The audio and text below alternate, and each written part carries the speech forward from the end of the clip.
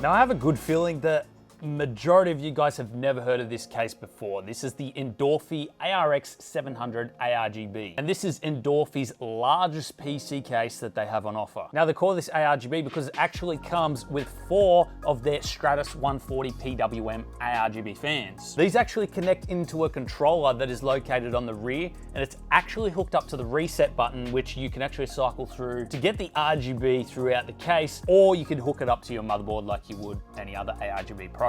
You know, at first look at this, I was actually wondering why did they not give a 120mm fan option at the front? But then looking further into it, I realized you can actually move the brackets around to either accommodate 120mm fans or 140mm fans. That means that there's not extra bracket coming in front of the fans, which is a resistance against airflow. You can actually have it set up so that there's nothing impeding that airflow in front of the fans. They also don't want to impede any airflow when it comes to dust filters. So the front of the case and the top of the case are actually dust filters themselves. This metal mesh panel will collect the dust and not let it through instead of 2 layers, which I personally think is great. I actually don't use dust filters myself because I like the most amount of airflow to come through, but it just means I need to clean my case more often. Well, they have the best of both worlds with only 1 panel letting air through, so there's less resistance. Now, radiator compatibility. Up the top here, we can fit a 360mm radiator. At the front, we can also fit a 360mm radiator.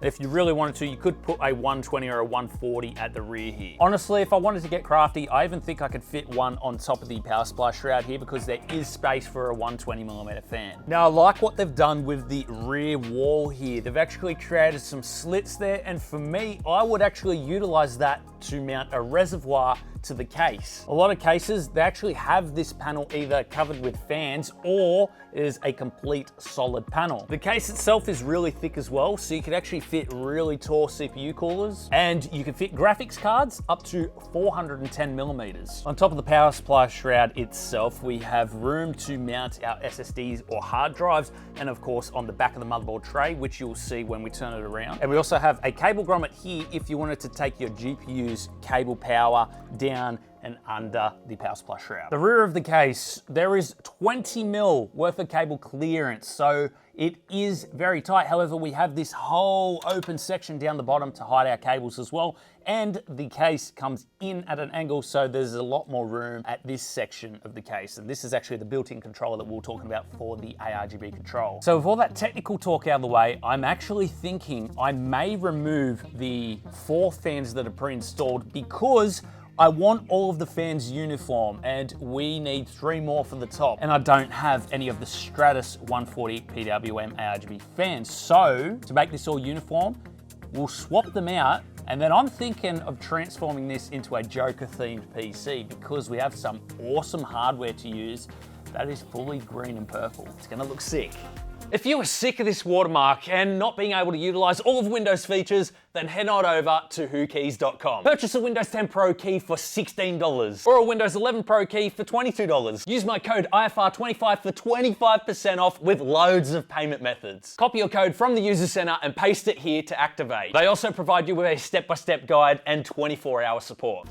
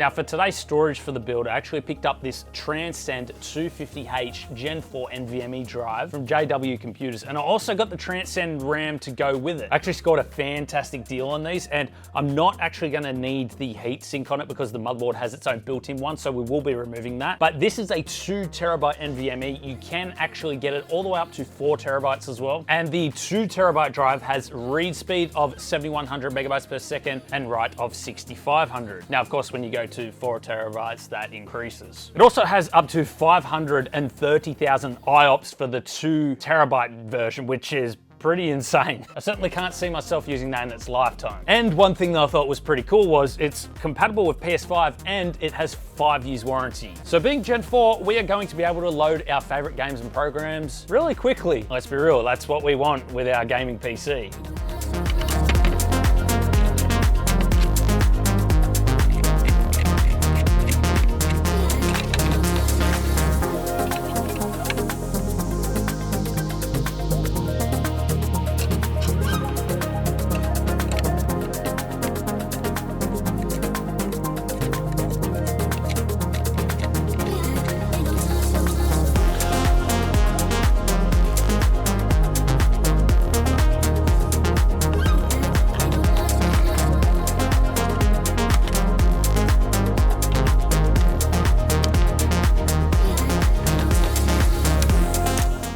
Guys, I know a lot of you are not going to like this RAM because it doesn't have a heat spreader. But I chose this for a specific reason. I saved so much money going with these instead of a heat spreader, and these are good performing RAM. 5600 megahertz. I've got 2 16 gigabyte sticks, and because I'm trying to do a Joker themed PC, I'm actually thinking I'm going to try and create my own heat spreaders for these. Custom heat spreaders. I think that'll be pretty cool. Now, what's good about getting something like these? Well, number one, you're saving a lot of money. Number two, you can add whatever heat spreader you want onto them. Number three, if you're like me, you can customize your own heat spreaders. These were so cheap with the NVMe drive from JW Computers, so I'll leave a link down below if you want to check them out further.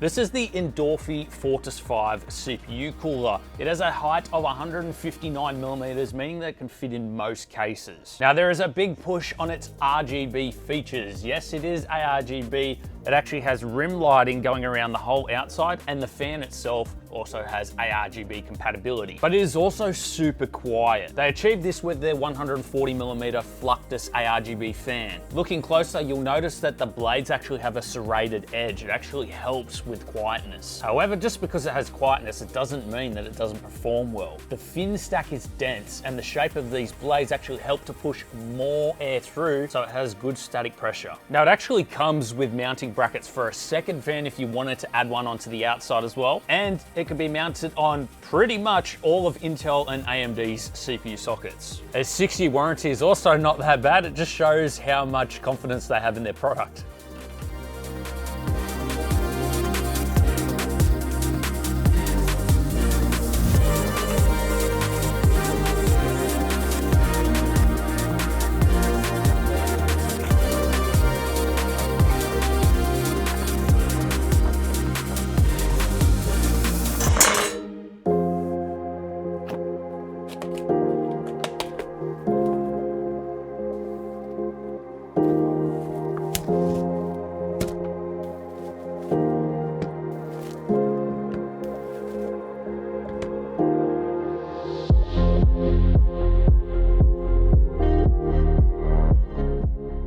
I actually decided to ditch the SL120 V2s for the Unifan SL Infinities, because once you put the SL120s behind a bracket, you actually lose a lot of the lighting. So because these ones have lighting around the fan blades as well, I think it'll look better inside this build.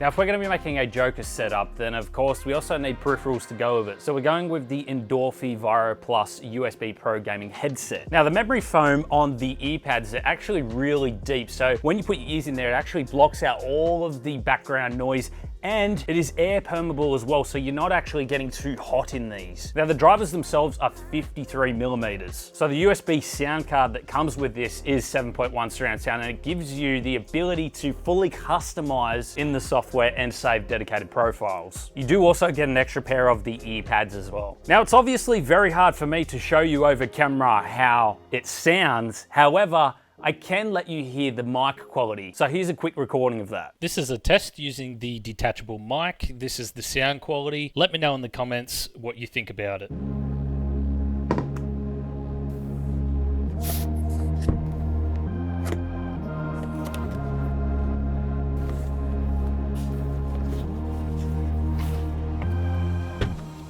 Now, this is the Endorfy THOC 75% wireless gaming keyboard.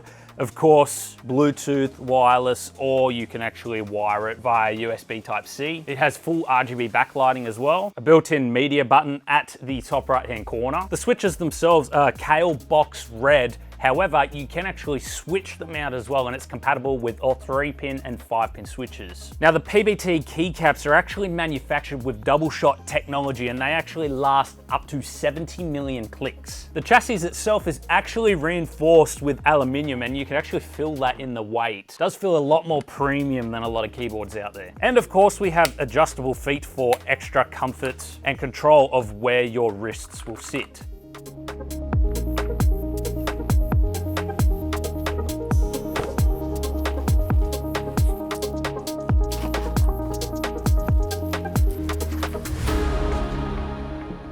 Now for our mouse, we're going with the Endorfy Live Plus wireless gaming mouse. Now they do call this a lightweight gaming mouse. However, on their website, I couldn't even find how much this mouse weighed. So I took the liberty of going to check for myself, and it is 69 grams. Now at 69 grams, I am inclined to say that this is not quite as lightweight as I was thinking. There are companies out there that go sub 60. And so 69 grams, by looking at this mouse, they could have saved 5 grams just by taking out the RGB portion, but I understand that they're also keeping aesthetics in mind. Now don't get me wrong, 69 grams is still considered a lightweight mouse, considering that majority of mouses out there at least 100 grams on average, and that does not take away from its other features. Now this mouse can be used in wired, USB Type-C mode, wireless or Bluetooth. You can see that there's a lot of cutouts around the mouse, and that's what helps saves a lot of that weight, but it also adds breathability for your hands, so you shouldn't get sweaty hands using this mouse.